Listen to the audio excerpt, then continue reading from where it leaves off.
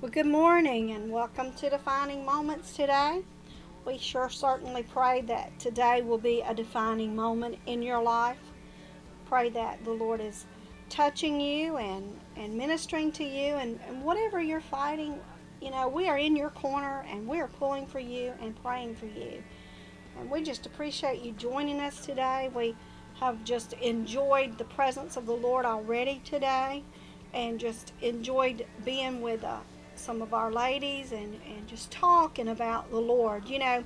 People think you have to be high or you have to be drunk or you have to be crazy to have a good time, but we have a good time with the Lord and in the Lord, and we have a good time in His presence together, and it's refreshing to sit down with a group of ladies that are creative and have callings and dreams and ideas of things that God has called them to. And I'm sure some of you listening to me today, you have that idea that God has called you to something bigger than what you're doing. And my job is to encourage you to embrace that and do that. Don't limit God because you've always been in this little box. God doesn't live in a box. You cannot box Him in. He'll bust that box every time. And He is encouraging His daughters to come forth in this hour. This is an hour when women of God are coming out and connecting, and God is creating a network of people. We like to call it the Yada Sisterhood because to Yada means to know God, and we know God, but it means to know Him in an intimate way. And we are His daughters and we are His children, and we want to know Him in the most intimate of ways and spend time with Him and expect Him to bring something forth out of our life. And so being a part of the Yada Sisterhood is what that's all about. And if you know the Lord, see, you're already a sister. And we just want to encourage you to embrace what God is doing in your life and just connect with Him.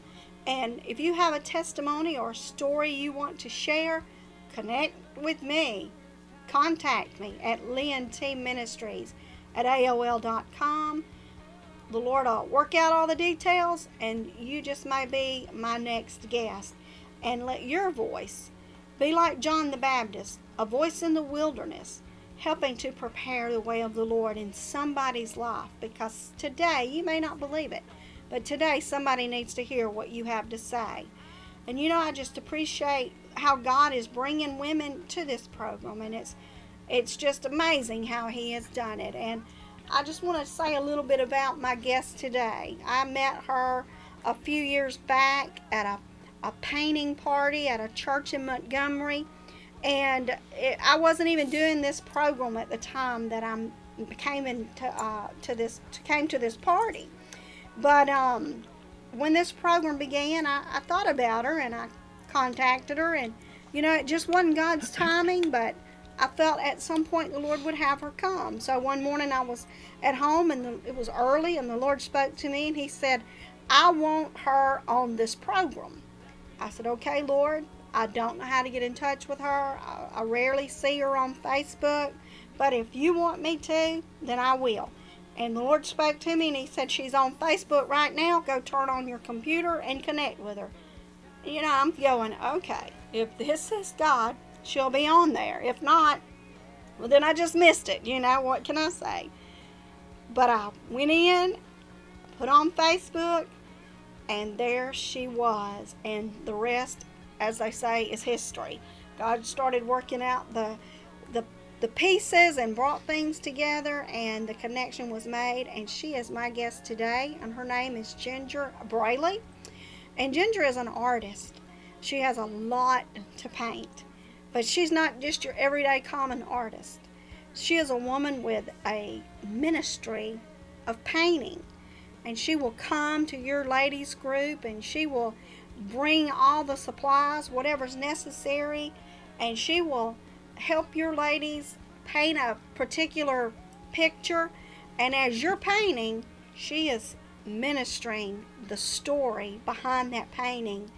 And we were blessed to see some of those today, and They are beautiful. I actually painted my first artistic piece under Ginger's ministry, and it was an angel, and she spoke about the red heart, and just it was such a ministry that I knew God wanted us to connect again. So without further ado, I want to welcome Ginger to the program today, and just let her come and share her heart with you. And she and I have talked on the phone some, and we have talked about the goodness of the Lord. You know, there's so much bad news out there. It is great to connect with somebody that's got something good to say or has some good news to share. And she didn't start out where she is. Like, none of us start out where we are. But God intervened in her life in a powerful way. And just her coming to know the Lord was so beautiful that when she told me, I almost cried, because He is such a good God. He's so ready to reach out to you wherever you are, whatever situation you're in. And so if you want to connect with Ginger, get in touch with me at my email address that I gave you earlier, and I'll connect you with her. And who knows, she may be able to come to your church and help your ladies and minister to them in painting as well. But Ginger, with all that said, welcome to Defining Moments today. Thanks. I appreciate you coming. And you know, when we talked about earlier, when we were talking on the phone, about how your journey began, and how, as you growing up as a child, you grew up in a abusive sort of situation. Your dad was an alcoholic. Tell us some about that. Well, I grew up in a small town, and it's really just like a little storybook town, and just surrounded with people that loved me and that I knew. We knew families, but there were some things that we just kept in our homes. And my dad was an abusive alcoholic, but I never remember talking about it. I never remember asking about it. I was never told not to talk about it. We just knew. And so it was like you lived two different lives. Mm-hmm. And I had two other sisters, and I was the middle sister. And we were achievers, and we did well in school, and we were leaders, and held all positions and all, and I had a very social life, and I knew how to function socially. And then I had my life at home. Mm-hmm. And I can just say that I want to say, first of all, that my dad was saved, and it was during his death, and he had cancer, but he was saved, and we had prayed that he would live to see the goodness of the Lord in the land of the living, and he did. Mm. And so God is good, and He even takes those bad things that you go through, and He works them for good. And growing up, I never really thought that my life was that different than anybody else's, because we never discussed it. And but it was, I would go to school, and I was a different person at school or outside of the home. But when I came home, I would go to my bedroom, and when his truck pulled up, I would go to my bedroom. I never remember, I never had a conversation with him. Really, in my case, that was not discipline, because I think that my personality was a lot like his, and my other sisters weren't. And they have different memories of him. But I stayed in trouble with him. And it seemed like no matter how hard I excelled to achieve and to be the best and to do the best, it was just never quite enough. And I was a feely, touchy, creative. I'm an artist. And we're emotional, and we go from highs and lows. And, part of it was probably he just didn't know how to interact with me. But through that, he really didn't take much of my life. I don't have a lot of memories with him. I never had a talk with him. It was just yes, sir, and a lot of discipline, which the discipline I needed. And from that, I hated alcohol. I remember putting food coloring in his alcohol, so I thought that he would think that it was ruined when I was little, and he would, wouldn't drink it, and hiding it, and I just remember domestic violence and being in the middle of that and fighting for my mom, and so it's a love, and then there's so much sadness with it too. When you love someone and you want them to love you, but they don't know how to love you. Right. And all of his brothers were alcoholics, and his dad didn't raise him. He died when my dad was 12. So I've learned from that about forgiveness, because the Lord has forgiven me for so much. And I went right in his tracks, and I never would have thought. I hated alcohol. I hated that so much, and I showed quarter horses when I was in high school, and I would have to go feed them in the morning, and I just I knew where he hid the Jack Daniels, and so I just tried it one day, and I just started just taking a sip of that, and from that, not long after that, I went to beer and then got out. I graduated, and I never drank with any of my friends in that little town. But I did when I went to college. As I say, I had sisters, and they were in the same environment, but here's the difference. We went to the same church, but they were born again. And they didn't deal with any of this. And I wish I could tell you why I wasn't, but I knew about Jesus. I knew how to do church. I played the piano at night, but I always had this emptiness, and it's just almost like for me, it's just inside. There's a shaking. It was always shaking, and I needed something to settle it down, it just felt like, in the end, it felt like I was bleeding inside, and the pain was so great on the inside that the alcohol didn't work so much anymore, and I began to do drugs and mix with alcohol, and I could spend hours on that, and I really don't want to, but I do want you to know that the drinking would help it, but I began to black out, and so I wouldn't know.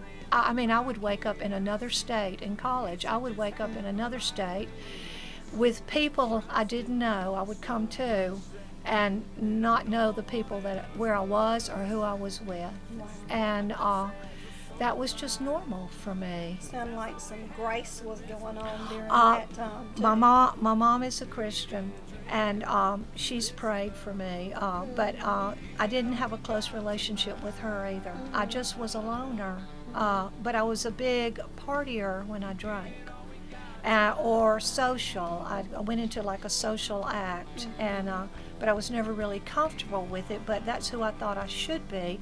But who I really was hurting. A hurting person. Yeah. I'm sure a lot of that probably stems back from the fact that not having a relationship with the male figure in your family. Or really even with my mom. Yeah. I didn't connect. Well, not having that parental connection. Yeah. Because God is our Father. Yeah. If you can't connect with your earthly parents, how can you connect with a parent you don't really see? How can you make that kind of connection? But it sounds like he was orchestrating a plan and giving you some much needed grace during all these times. And I know when we talked on the phone, you jokingly said you had been a hippie. I was. Now, I have had one other woman on this program that admitted to being a hippie, but I think on the level of hippie, you have her beat. That sounds real romantic and so fun, and I see how kids and things, they portray that so great.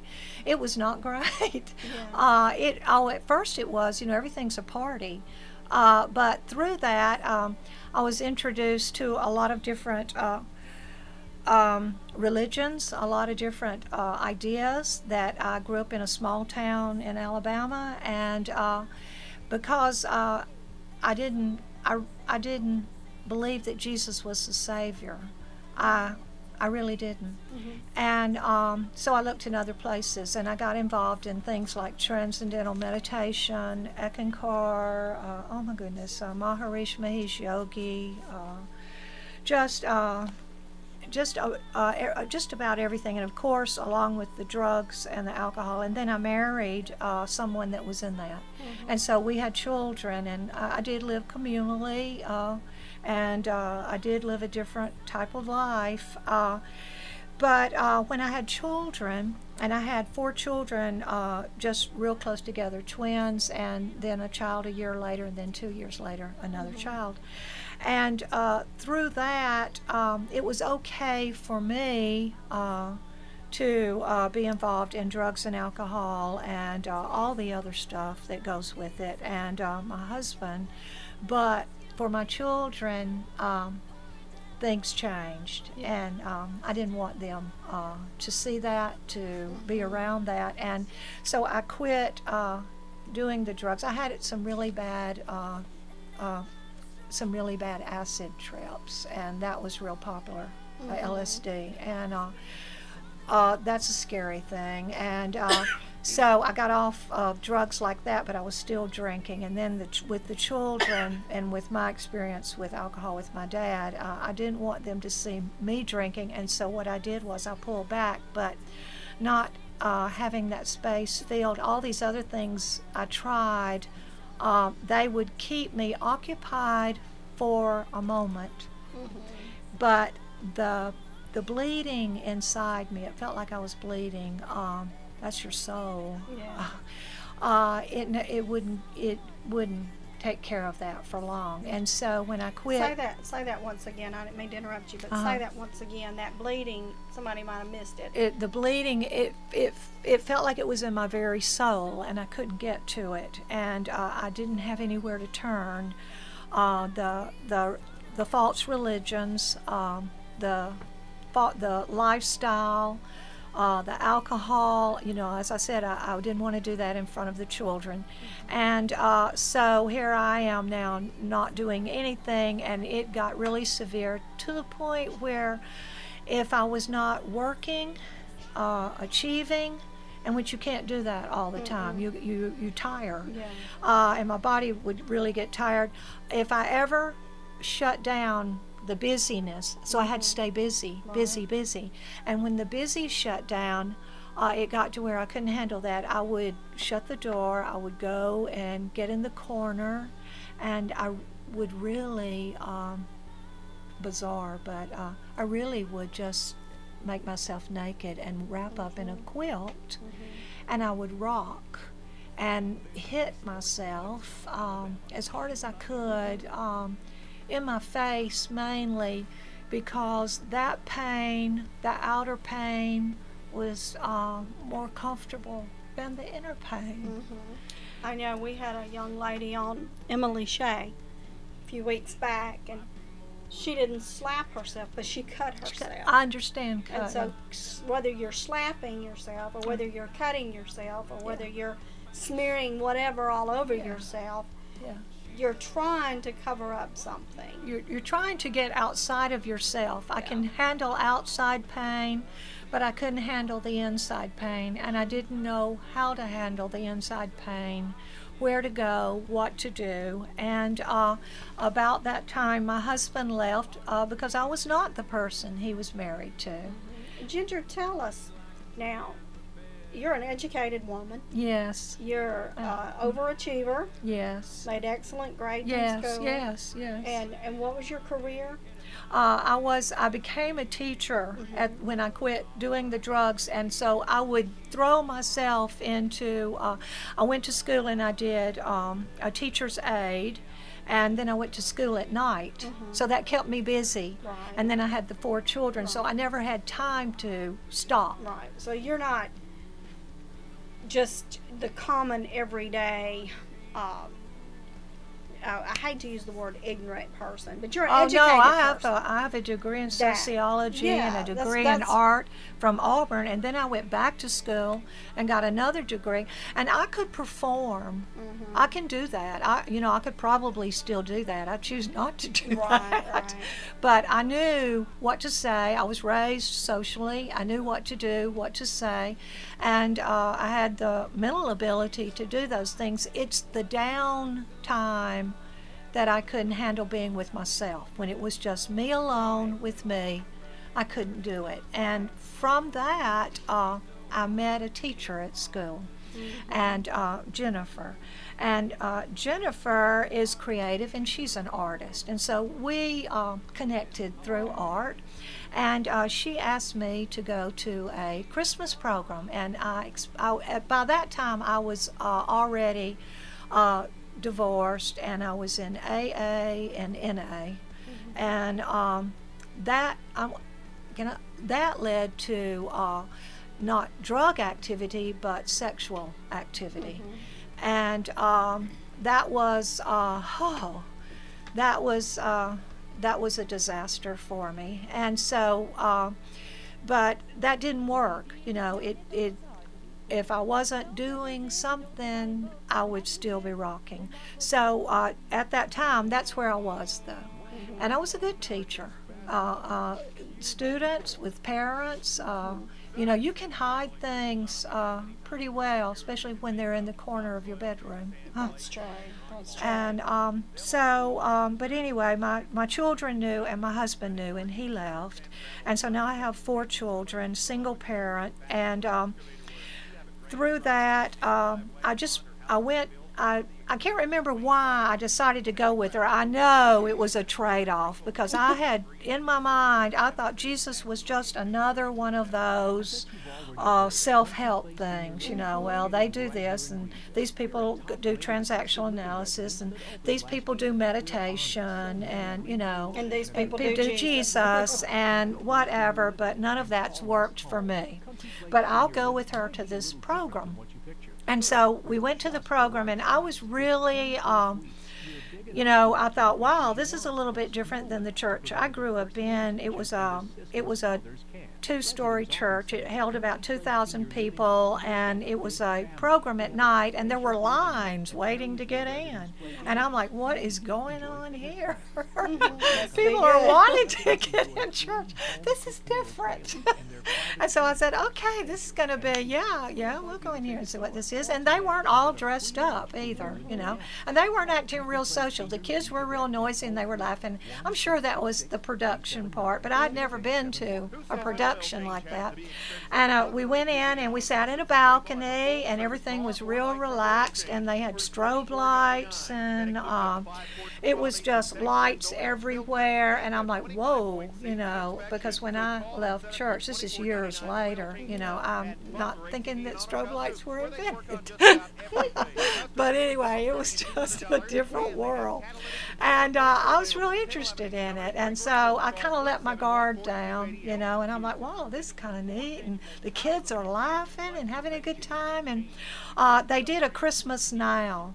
And then they were going to do Jesus, the birth of Jesus. So Christmas Now had dancers, and they had acrobats, and they had twirlers, and they had live animals in a church, and they had all this stuff. It was a huge church. They had all this going on, and I'm like, I love this. And then, I was not thinking about Jesus, because I'd already made up my mind that I don't do Jesus. And so I'm like relaxed. And then these clowns come in, and I don't like clowns, okay, but these clowns, they scare me. But these clowns came in, and I saw them duck down as they came under the door to get inside, and they were on stilts. And I'm like, whoa, and they came way up, and when they did, they threw confetti, and color went everywhere, and I'm sitting there, and Jesus said, Ginger, and he said it audibly, and I knew it was his voice. And I turned around, and I said, Lord, I've looked for you everywhere. You're Jesus. And I began to weep, and I just had I was born again. It wasn't something I had to do. I didn't have to change myself. I didn't have to quit rocking. I didn't have to not drink. My life was totally turned around, and the bleeding stopped, and I don't have words for it, for him, other than how much I love him. He loved me while I was in all that sin. He knew everything about me, and he still loved me. And he spoke to me. He said my name. He knew my name. He knew who I was. And I had what, you hear people say, I had a conversion. And all those words were just like, yeah, right. But my life turned around. I mean, just like on a dime, whack, and I'm like different. And everything around me started changing. And I had two friends. They were both. Then Jennifer took me to her church, and it was a little country Methodist church. And there were women in that church, and they just loved me. And I didn't know their language. I didn't have a dress to wear like they wear. My clothes were not church clothes. And they just loved me anyway. Let's stop right there. Wow. They just loved me anyway. Wow. People are going, man, I want a church like that. Yeah. I love that. You didn't have to do anything. He loved you even when you were in your sin. Amen. He was right there. Yeah. And within a split second, he changed your world. Yes. And there are people listening today, and they're saying, I would give anything if that would happen to me. And I got good news for you. It can. Yeah. It's not because she was ginger. It's because she was lost. Yeah. And Jesus came to seek and save that which was lost. Well, Ginger's going to come back and be with us again next week, and we're going to pick up right here, and we're going to go into some more of the great things God is doing in her life even now. So tune in next week, and until then, remember, out of everything you've heard us say here today, when you realize just how much Jesus Christ loves you and you give your life to Him, then you will experience your greatest defining moment.